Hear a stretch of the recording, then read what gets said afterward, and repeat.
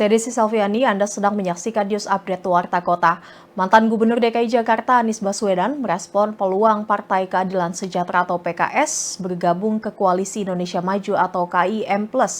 Jika PKS bergabung ke KIM+, PKS bisa saja menarik dukungan untuk Anies Baswedan di Pilkada Jakarta 2024. Terkait hal itu, Anies Baswedan tidak menjawab dengan lugas. Anies hanya menyebut sejauh ini DPW Partai Politik di Jakarta sudah mengusulkan nama. Bahwa semua, kata Anies, akan bekerja bersama untuk nantinya bersama-sama memenangkan Pilkada Jakarta. Anies pun percaya PKS yang sudah memberikan amanat tersebut akan menjaganya dengan baik.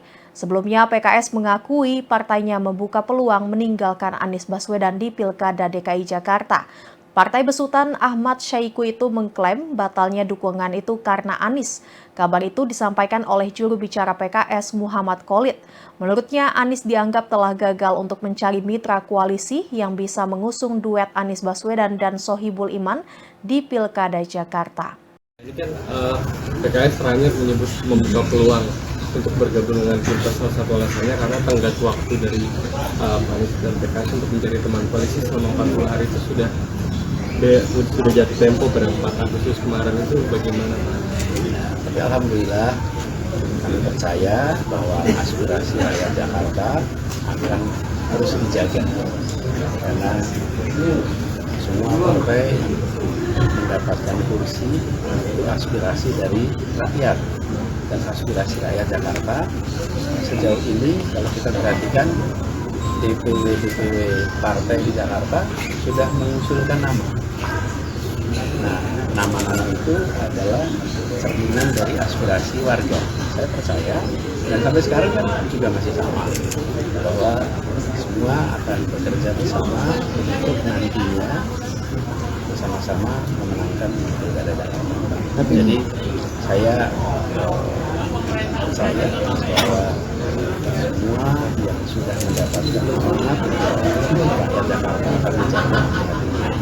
Dan bagi saya sendiri, ini adalah tentang Jakarta. Kita ingin Jakarta lebih modern, kita ingin Jakarta lebih maju, kita ingin Jakarta menjadi tempat berbaik dan kota yang mengayomi semua. Dan itulah yang jadi fokus kami. Saya semua partai juga menginginkan agar Jakarta.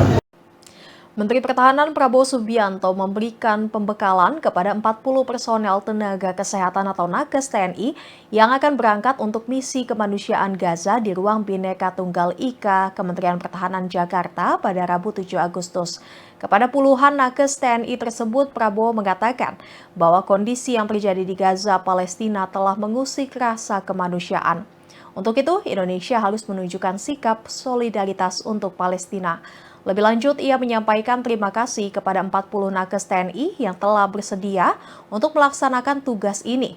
Kata Prabowo, selamat berjuang. Pelaksanaan penugasan nakes TNI ini akan berlangsung selama 4 bulan di wilayah El Arish, Mesir, dengan menyesuaikan perkembangan situasi.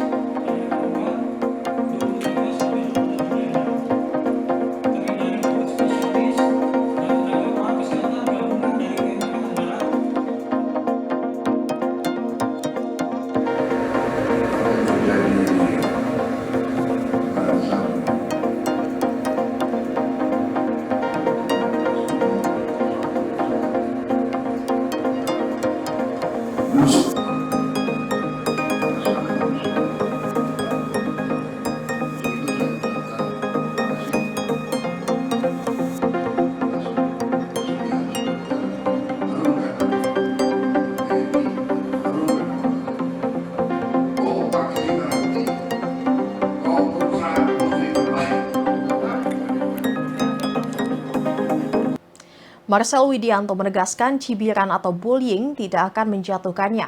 Diketahui banyak pihak yang mencibir Marcel Widianto karena maju di Pilkada Kota Tangsel 2024 sebagai bakal calon wakil wali kota.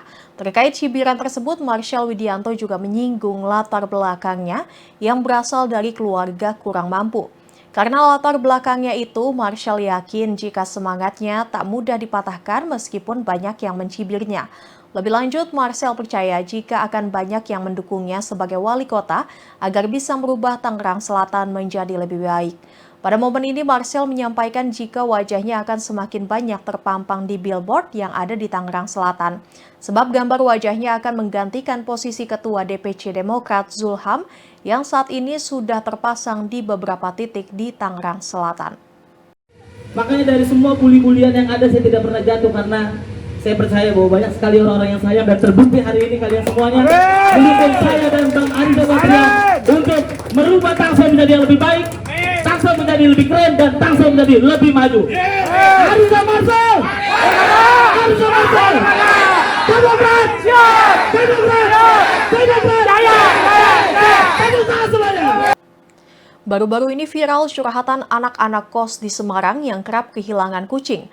Usut punya usut, rupanya kucing-kucing itu diambil dan disantap oleh sang penjaga kos. Kasus ini terjadi di sebuah kos-kosan di Gunung Pati, Semarang, Jawa Tengah, tepatnya di dekat Universitas Negeri Semarang atau UNES. Dikutip dari Tribun Jateng, kasus ini terbongkar seusai tercium bau bangkai yang menyengat. Saat ditelusuri, terdapat bulu-bulu kucing di lokasi bau itu tercium. Para mahasiswa yang tinggal di kos-kosan itu pun mulai menyelidiki kasus tersebut. Rupanya mereka mendapati bahwa sang penjaga kos berinisial NY lah yang memakan kucing-kucing tersebut. NY berdalih memakan kucing dapat membantunya mengatasi penyakit diabetes yang dideritanya. Sebab kata NY, jika ia tak makan daging kucing, maka gula darahnya akan tinggi. NY juga belak-belakan mengaku kepada para penghuni kos bahwa dirinya memakan kucing yang kerap mereka beri makan. Tak hanya itu, NY bahkan mengaku lebih baik kucing-kucing itu mati daripada dirinya yang kehilangan nyawa. Polisi pun turun tangan dan melakukan pemeriksaan terhadap pria berusia 63 tahun itu. Hasil pemeriksaan medis, gula darah NY memang di atas normal. Polisi yang mendatangi kediaman NY pada Rabu 7 Agustus juga menemukan beberapa tulang belulang diduga tulang kucing dan bangkai kepala kucing. NY juga mengaku bahwa dalam setahun dirinya telah mengonsumsi kurang lebih 10 daging kucing.